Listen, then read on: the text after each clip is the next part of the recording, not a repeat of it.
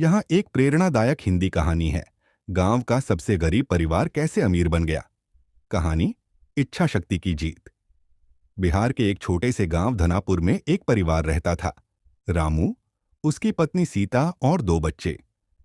रामू गांव का सबसे गरीब व्यक्ति था। उसके पास एक टूटी फूटी झोपड़ी थी।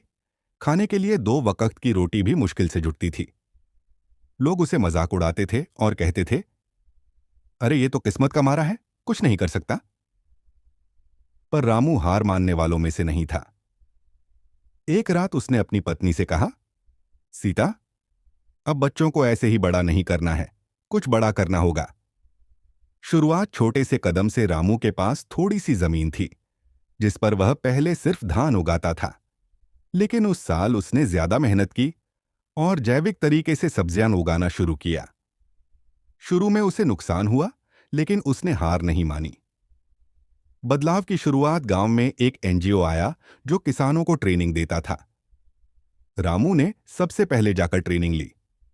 उसने सीखा कि कैसे कम लागत में ज्यादा उत्पादन किया जा सकता है।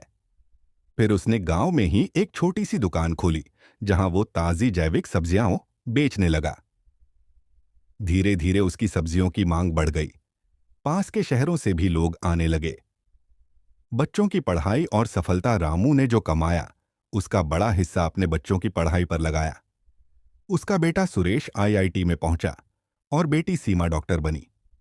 दोनों ने विदेश में नौकरी की और फिर गांव लौटकर एक बड़ा अस्पताल और स्कूल बनवाया। अब वही गरीब परिवार गांव का सबसे अमीर और इज्जतदार परिवार बन चुका था।